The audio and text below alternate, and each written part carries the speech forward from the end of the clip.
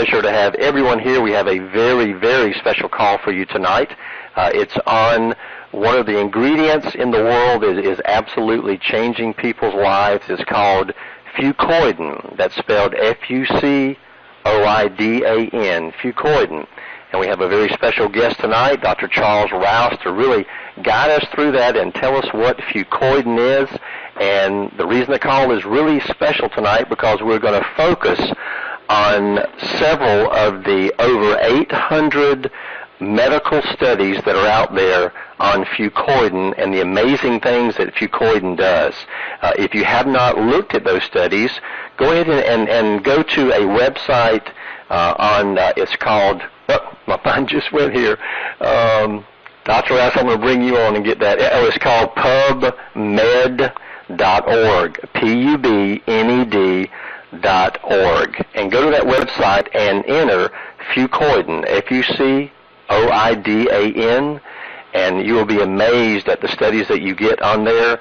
It'll be some great reading. Usually on those studies, they're real complicated, but if you read the first couple sentences and the last couple sentences, they really talk about what the study is about. And then tonight, Dr. Rouse is about to do that with us, and if you have not heard Dr. Rouse, what a great speaker he is. Dr. Rouse is a doctor of natural medicine, also a registered pharmacist, and an ordained minister. And we are so happy and fortunate to have Dr. Rouse as head of our medical advisory board here at Xperia. So without further ado, I'd like to bring Dr. Rouse on and tell us about these medical studies on Fucoidan. Dr. Rouse, are you with us? Hey, Dr. Rouse is in the house, and Jack, we appreciate the opportunity tonight.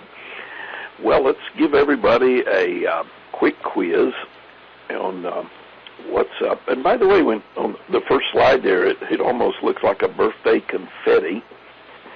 It's actually a organic chemistry design of this is what the Fucoidan molecule looks like. It is an amazing amount of energy. It is a wound up, ready to go, unique. On the Fucoidan side, whenever they get the plant from the seabed, most people have used just any portion ground up for fertilizer. They have fed parts of seaweed to animals for years, but Fucoidan that we use in research that we're going to talk about tonight is different. They open up the stem, and the stem portion is not utilized. They open up the leaf, and the leaf is not utilized. It's all inside. We're talking about the alginate compounds, we're talking about the polysaccharides, the sulfated sulfur part of the chemistry that we're looking into. And because Fucoidan in research has become a starlet, we're seeing people that have been skeptics for years take note in the research of Fucoidan in cancer research. And 20 years ago, when I first entered into pharmacognosy, natural medicine, one thing that was highly prevalent in cancer research, coming primarily out of Canada, was Easiac. Easiac tea, a nurse named Cassie, and Easiac is just her name spelled backwards. For years, Easiac was the nutrition that everybody wanted to be the miracle cure, and FDA put the quietus on it. Canadian government never gave it any big hallelujahs. So Easiac has just sort of been used through the years by people with cancer, not knowing whether it was good or bad. 10 years ago comes along Daniel chapter 1, and they start introducing to the world market a 7-herb formula. And people have tried 7-herb formula for a lot of different cancer reasons, but unfortunately FDA put the quietus on that. But now we have glycobiology at a new world scientific step. We have new instrumentations. We have new ways of measuring the blood chemistry, the natural killer cells, the lymphocytes, the B cells, T cells, all the things that come to us in the power of the fucoidan molecule are being very researched. So if I were to ask you a question, in cancer, people who get cancer, is it more prevalent in men or women? And the answer is men. 1 out of every 2 men, cancer. Women, 1 out of every 3. So we're looking at something that is very prevalent. And you think about this. Even like in women, breast cancer, the primary cause of death between young women aged 35 to 54, the primary cause of death. And despite all the great strides of medical knowledge and cancer research, mark this down, cancer rates have increased dramatically in the last 40 years. In the 1960s, 1 in 20 women developed breast cancer. Today, that number is 1 in 8. And sadly, 1/4 of those that do develop breast cancer will die from breast cancer. So when we look at cancer, it is something that is very devastating. 1 out of every 2 men are going to get it. 1 out of every 3 women, unless some major steps are made and some major changes in lifestyle. Now, let's say that somebody already has had cancer or has cancer. Then here is a very simple medical warning. Don't fall asleep again. Let cancer be your wake-up call.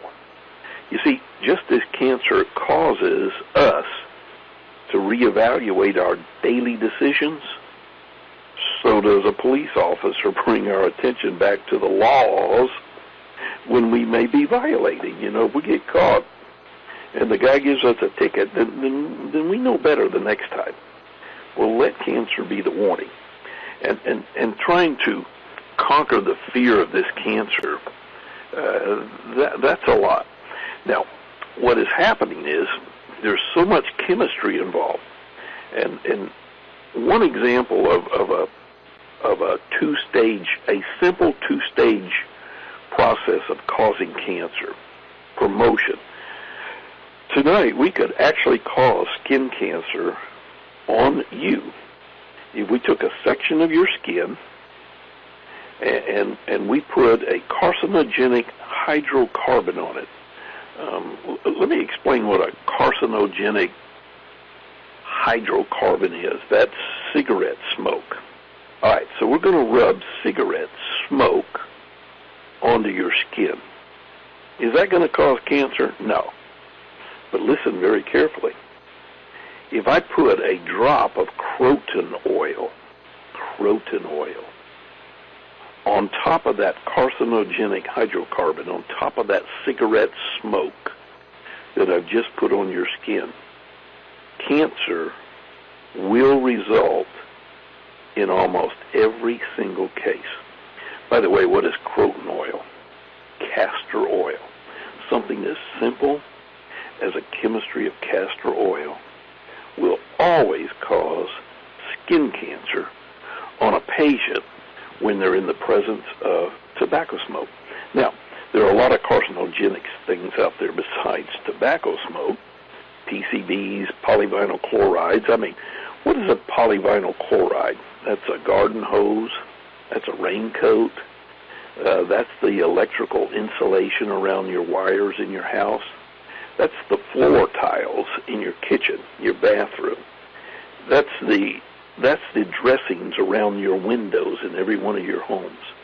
That's the containers that you Tupperware your stuff and put it back in the refrigerator with. That's the credit cards. Every time you put a credit card in your hand, you're picking up polyvinyl chloride. All right, all of those things can become carcinogenic.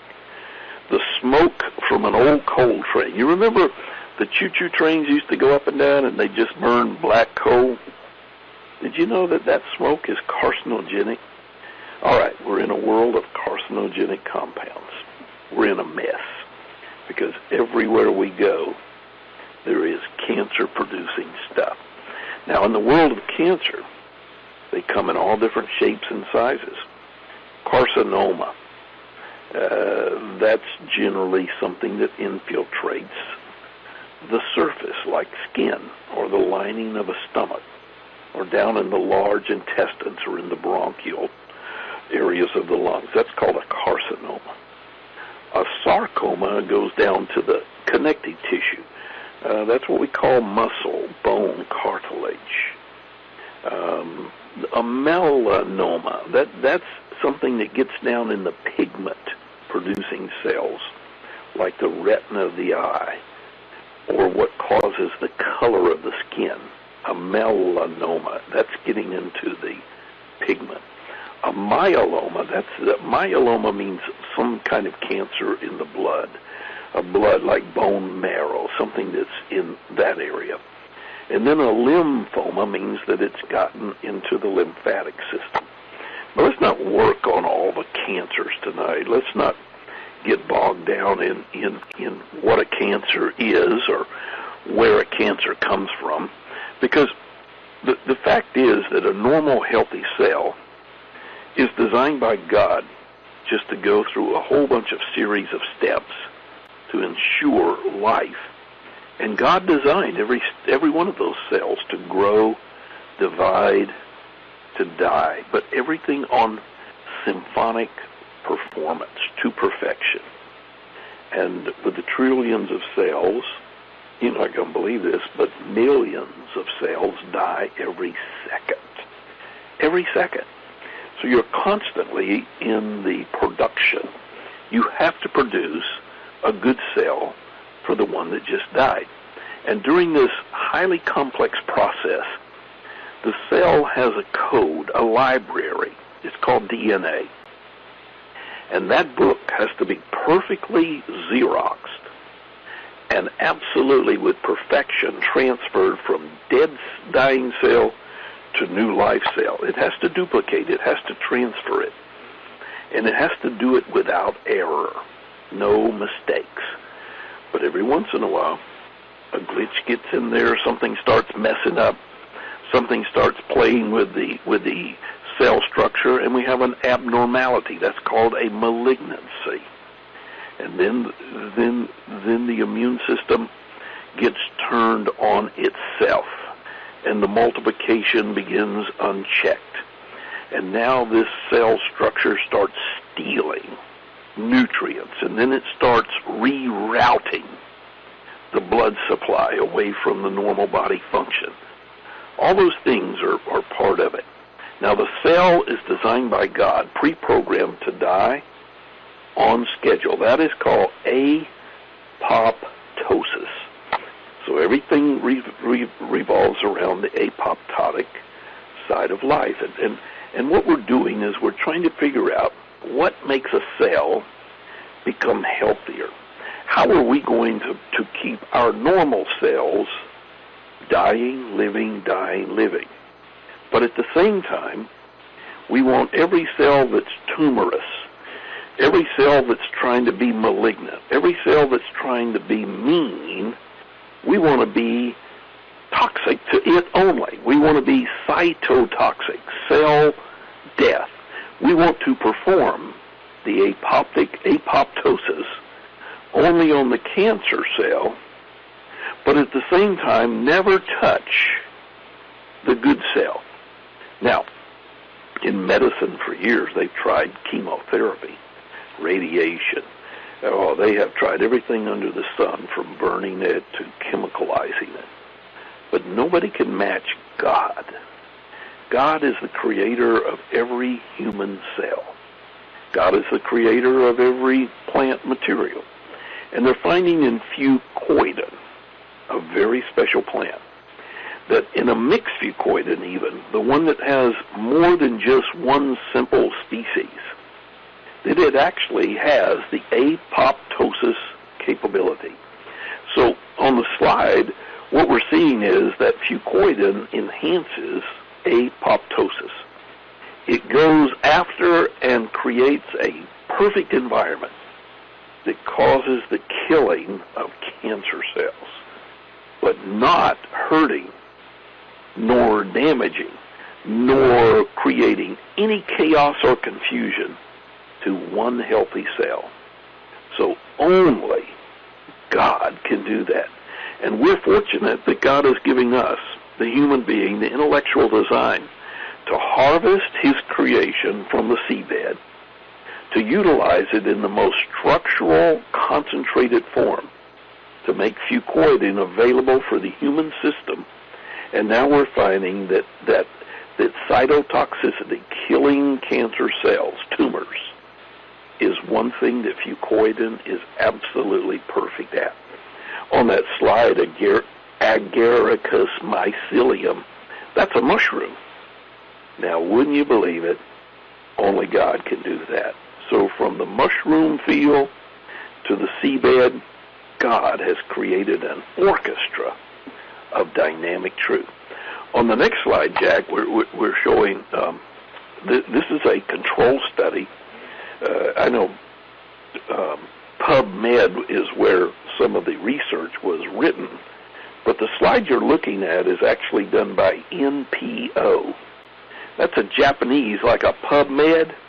If you went to NPO, Fucoidan Research Lab, you would find that they're doing the internal, the amazing research over there. And in the control studies, they have these tumor cells left unchecked. This is how these rascals grow very quickly. And with Fucoidan, every simple treatment, they were using concentrated Fucoidan, and in the presence, these tumors were shrinking drastically, amazingly. And in the Fucoidan mix, after a good while of it, the whole body system was just taking over. The slide that impressed me the most was the natural killer cells.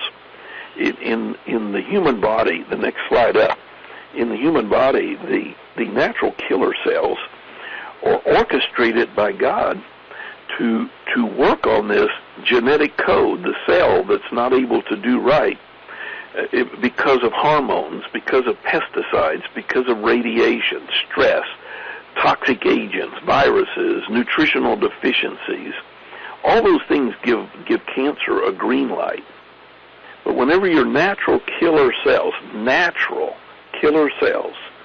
are proactive, then you have the control over pesticides, irrational hormones, radiation, stress, toxic agents, viruses, nutritional deficiencies.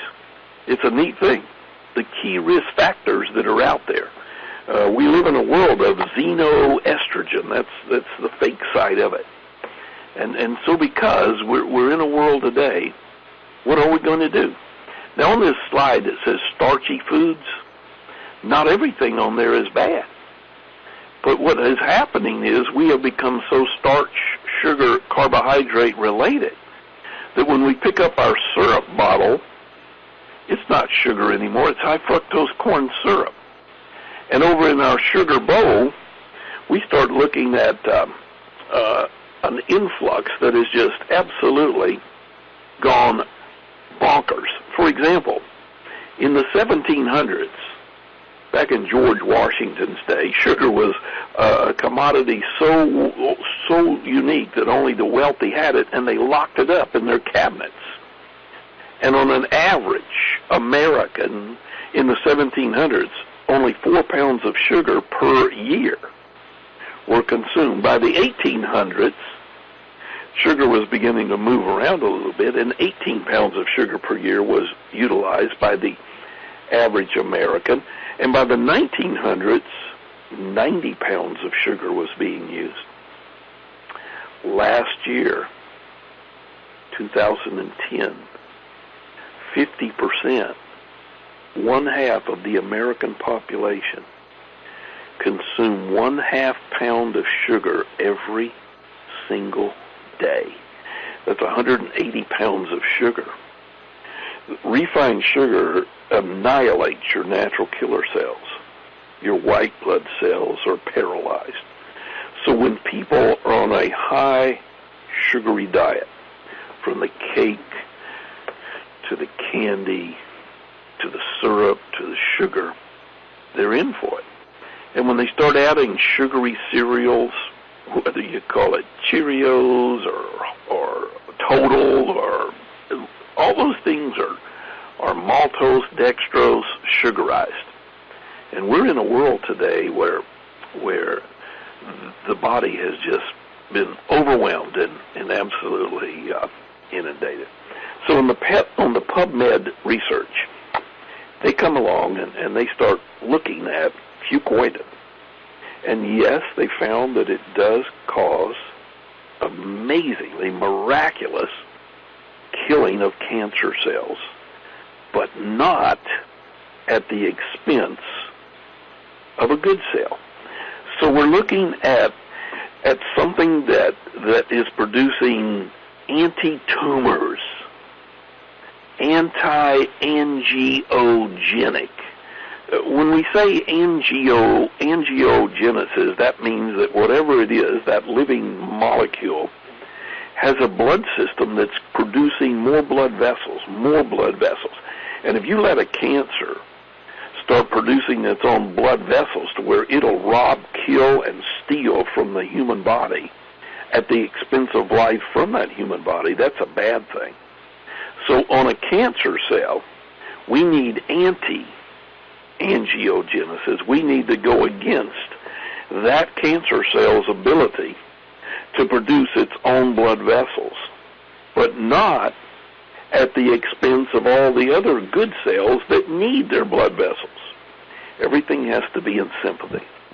The symphonic orchestra needs to play with perfection. Fucoidan is a marvelous molecule. It is anti-angiogenic. It means that it cuts off the blood supply of cancer. It means that it is anti-tumor. That means the pictures you saw. Those tumor cells are shrinking, not growing. And another thing about the sulfated molecule, it has a chemistry similar to heparin. Heparin keeps the blood very smooth and very non-coagulating. We don't want clots. We don't want platelet aggregation. We don't want things getting soupy and sticky. We want the blood to flow free and molecules to be able to work potentially in a healthy state. And because of that, the fucoidan molecule is anti-metastatic. When a cancer is over here and it wants to move over there, that's called metastasis. It moves from one system to the other for survival. But fucoidan is anti-metastasis. That means that if somebody has a cancer in the lung or the breast or the prostate or the brain or wherever, then you want to not allow it to be flowing, moving, or free. That's the fucoidan entry. It stops metastasis. Because now the active natural killer cells are on police guard 24/7. And what happens in some of the latest research is we're finding that fucoidan annihilates H. pylori bacteria.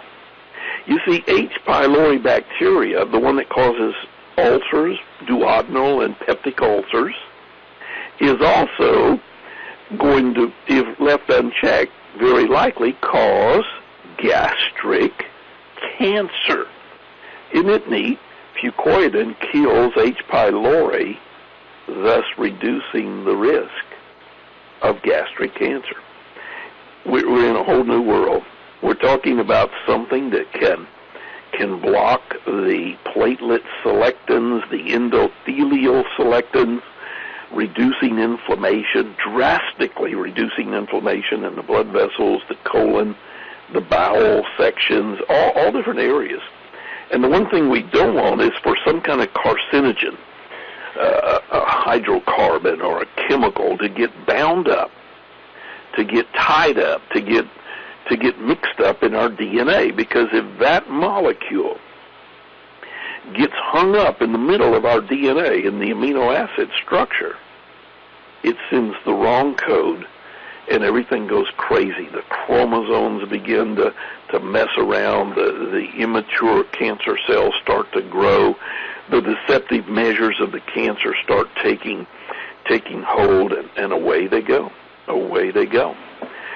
PubMed has over 188 related articles just to the intervention of how nutrition is being used in apoptosis and anti-angiogenic reasons. And think about this.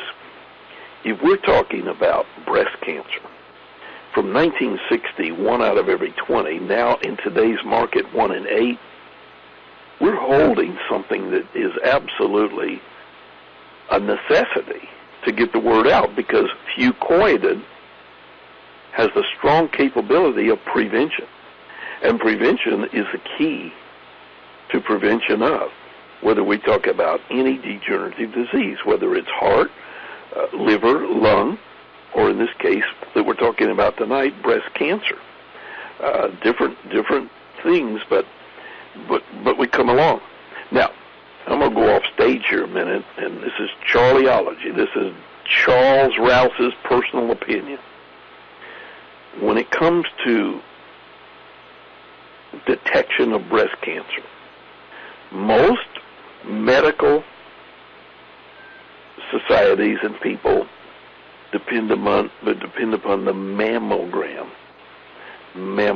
And every October I see in the Breast Cancer Prevention Month the national campaign that every woman needs to have an annual mammogram.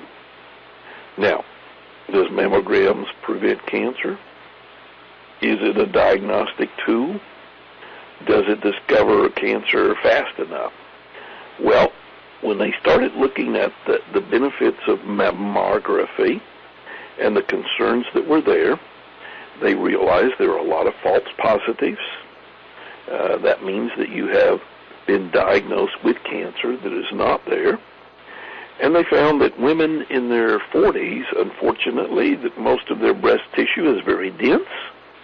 And because of that, the mammography is not as effective. So when it got down to it, the MRI was 96% accurate, but a mammogram was only 42% accurate. That means that you got a failure rate in mammography. You're exposing the tissue with radiation that can cause cancer. And you got a 60% failure rate. Mammograms are 60% failure, 40% positive. So compared to an MRI, 96% accurate. But then you come along, there's another tool out there that's even greater called thermography. And it's even less expensive than an MRI. And I don't know why.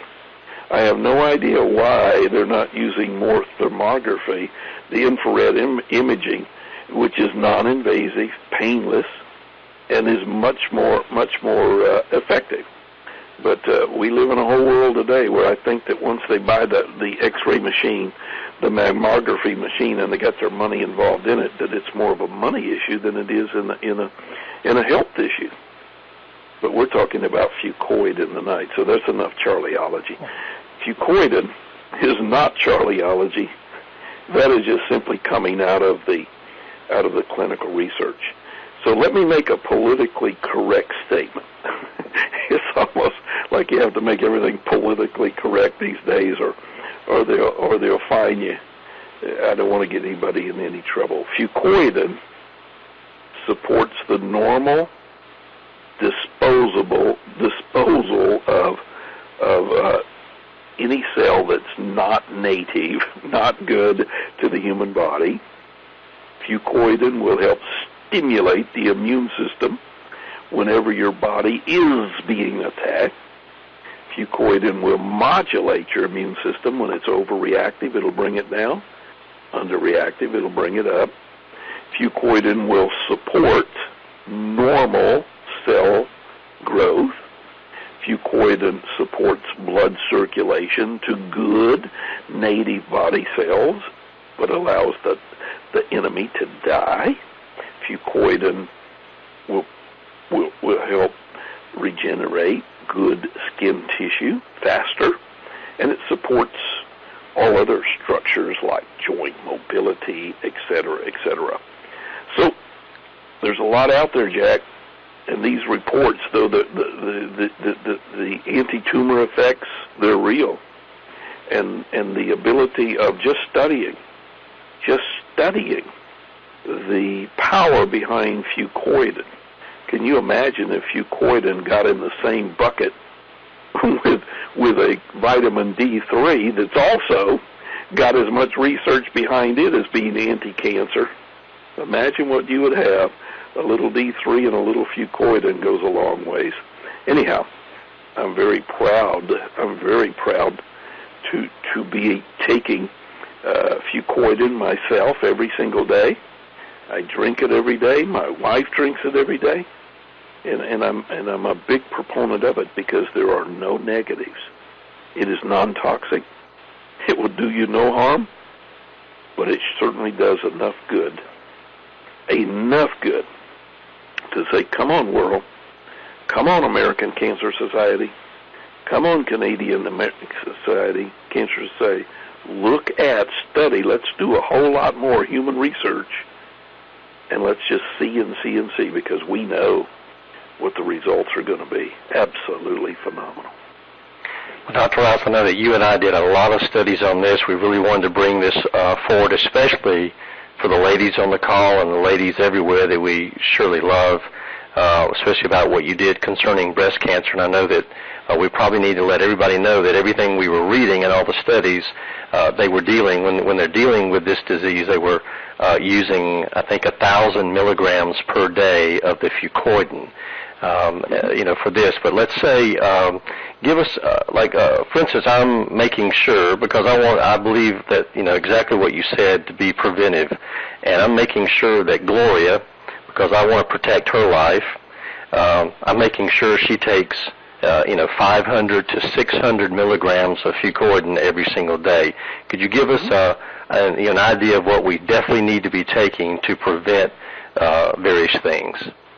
That's going to be in the 4 scoops per day, 2 scoops twice a day. Mm-hmm. And in some of that tumor reduction there would be like using up to 6 scoops per day. Right. So there's no harm in it.